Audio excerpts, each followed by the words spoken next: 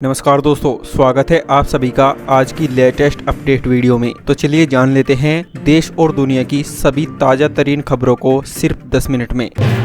हरियाणा में केजरीवाल की झाड़ू से किसे है खतरा, किसके दोनों हाथों में है लड्डू। जी हाँ, हरियाणा में एक तरफ आपके राष्ट्रीय संयोजक एवं दिल्ली के मुख्यमंत्री अरविंद केजरीवाल दहाड़ रहे हैं, तो दूसरी तरफ मुख्यमंत्री मनोहर लाल खट्टर निश्चिंत हैं। राजनीतिक जानकारों का कहना है कि प्रदेश की चुनावी स्थिति कुछ ऐसी है कि भाजपा के दोनों हाथों में लड्डू है। विधानसभा चुनाव में अगर केजरीवाल अच्छा कर जाते हैं तो भी उससे भाजपा को कोई नुकसान नहीं होगा। प्रमुख विपक्षी दल जजपा पहले से ही मनोहर लाल खट्टर सरकार में शामिल हैं। इंडियन नेशनल लोकदल अब अपने राष्ट्रीय अध्यक्ष ओम प्रकाश चौटाला के जरिए दोबारा से पांव जमाने की कोशिश कर रही है। इन हालात में कांग्रेस को झाड़ू की काट तलाशनी है, क्योंकि केजरीवाल की सेंध का सीधा असर कांग्रेस पार्टी पर ही पड़ेगा।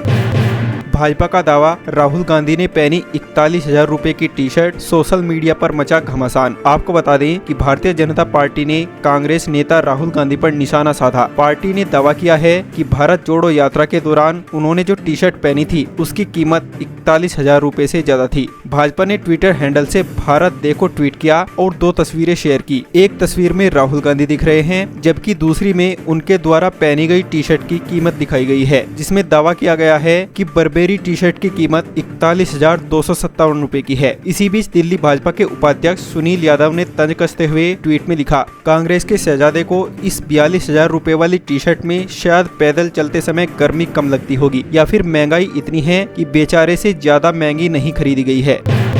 सोनाली फोगाट मामले में गोवा सरकार की बड़ी कार्रवाई, कलीज क्लब पर चला बुलडोजर। सोनाली फोगाट मामले में गोवा सरकार ने शुक्रवार को बड़ी कार्रवाई की है। इस मामले में सरकार की ओर से विवादास्पद कलीज क्लब को ढहाने की कार्रवाई शुरू की गई। इस बीच सुप्रीम कोर्ट ने क्लब के एक हिस्से को गिराने पर रोक लगा दी। इसके बाद प्रशासन ने उस हिस्से को छोड़कर बाकी पर कार्रवाई जारी रखी। इस रेस्तरां को CRZ नियमों के उल्लंघन के लिए ढहाने का आदेश दिया गया था। यह वही क्लब है जहां सोनाली फोगाट का पार्टी करते हुए वीडियो सामने आया था। इसी क्लब में फोगाट को ड्रग्स दी गई थी, जिसके कुछ घंटों बाद ही उनकी मौत हो गई थी।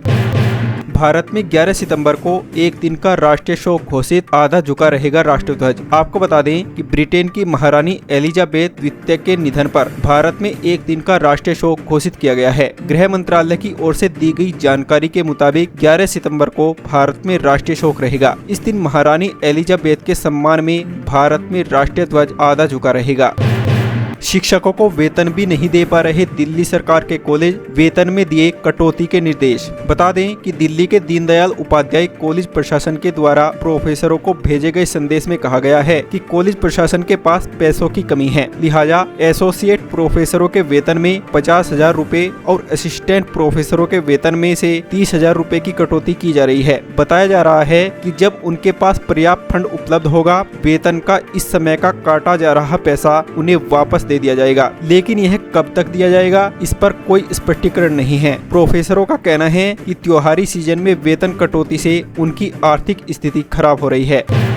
नुपुर शर्मा की गिरफ्तारी का निर्देश देने से इनकार, सुप्रीम कोर्ट ने खारिज की याचिका। जी हां, आपको बता दें कि पैगंबर के खिलाफ विवादित बयान को लेकर भाजपा की पूर्व प्रवक्ता नुपुर शर्मा की गिरफ्तारी की मांग वाली याचिका को सुप्रीम कोर्ट ने खारिज कर दिया है। इससे नुपुर शर्मा को बड़ी राहत मिली है। भारत के मुख्य न्यायाधीश UU ललित की अध्यक्षता वाली पीठ ने याचिकाकर्ता एडवोकेट अबू सोहेल से कहा कि उनकी याचिका बहुत ही सरल हानिकर है, लेकिन असल में इसके दुरागामी परिणाम हो सकते हैं। हमारा सुझाव है कि याचिका वापस ले ली जाए। इसके बाद सोहेल ने अपनी याचिका को वापस ले लिया।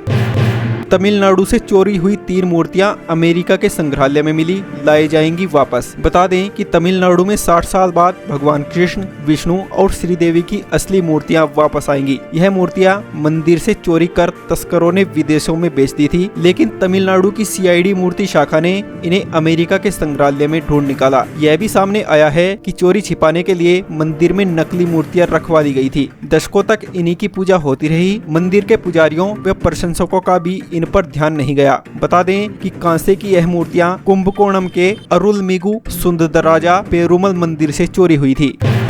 असम सीएम हेमंत बिस्व शर्मा की सुरक्षा में बड़ी चूक, मंच पर चढ़कर शख्स ने जबरन छीना माइक। बता दें कि असम के मुख्यमंत्री हेमंत बिस्व शर्मा तेलंगाना दौरे पर हैं। उन्होंने हैदराबाद में एक सभा को संबोधित किया। इसी दौरान उनकी सभा में भारी हंगामा मच गया। दरअसल हेमंत बिस्व शर्मा की सुरक्षा में भारी चूक देखने को मिली। हेमंत बिस्व शर्मा जब मंच पर मौजूद थे, उसी दौरान एक शख्स ने उनके पास आकर उनसे माइक छीनने की कोशिश की। जानकारी के मुताबिक जो शख्स मंच पर पहुंचा था वह तेलंगाना राष्ट्र समिति का कार्यकर्ता बताया जा रहा है। स्टेज पर चढ़ने के साथ ही उस शख्स ने माइक को मोड़ दिया। तभी हेमंत बिस्व शर्मा के साथ मौजूद लोगों ने उसे पकड़कर नीचे उतारा। हंगामा करने वाले शख्स का नाम नंदू बताया जा रहा है।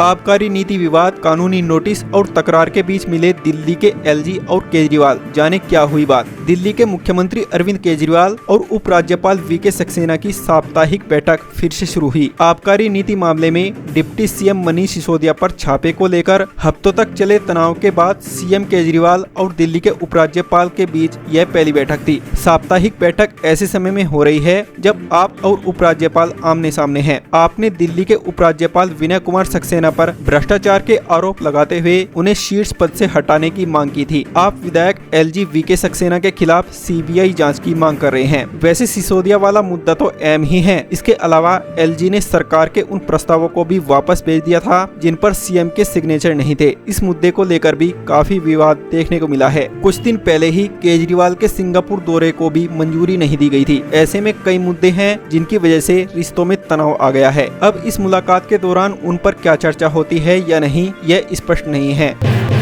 दिल्ली जयपुर के बीच देश के पहले इलेक्ट्रिक हाईवे के अंतिम चरण का ट्रायल शुरू। जाने NHEV की योजना। National highway for electrical vehicle ने बीते शुक्रवार से दिल्ली से जयपुर ई हाईवे के लिए दूसरे और अंतिम चरण के ट्रायल रन की शुरुआत कर दी है। इसकी शुरुआत इंडिया गेट से की गई, जिसमें 278 किलोमीटर हाईवे पर इलेक्ट्रिक बस और कार को एक महीने के लिए वहां लगे चार्जर और तकनीक के साथ ट्रायल किया जाएगा।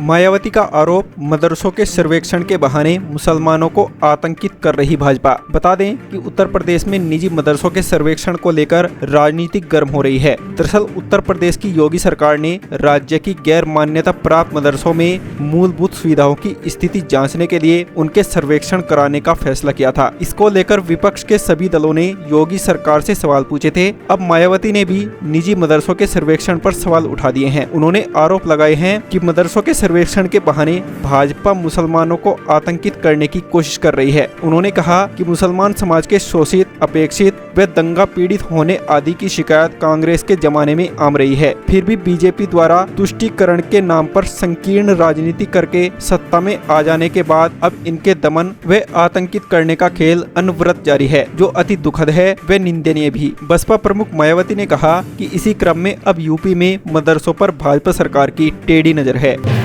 सीएम शिंदे बोले, याकूब मेमन बम धमाकों का गुनाहगार, उसे महामंडित नहीं कर सकते। बता दें कि सीएम एकनाथ शिंदे ने एक बड़ा बयान दिया है। उन्होंने कहा कि याकूब मेमन बॉम्बे ब्लास्ट का गुनाहगार है, उसे महामंडित नहीं किया जा सकता, हम इसे स्वीकार नहीं करेंगे। मैंने इसके बारे में बीएमसी और मुंबई पुलिस को सूचित कर दिया है। गृह मंत्रालय उचित कार्रवाई करेगा। दरअसल 12 मार्च 1993 को मुंबई में एक के बाद एक 12 बम धमाके हुए थे। इन धमाकों में 250 से ज्यादा लोगों की मौत हुई थी। इसके अलावा 713 लोग घायल हुए थे। जानकारी के लिए बता दें कि इन बम धमाकों का मास्टरमाइंड दाऊद इब्राहिम था और याकूब अब्दुल रज्जाक मेमन 1993 में हुए मुंबई बम धमाके में शामिल आरोपियों में से एक था।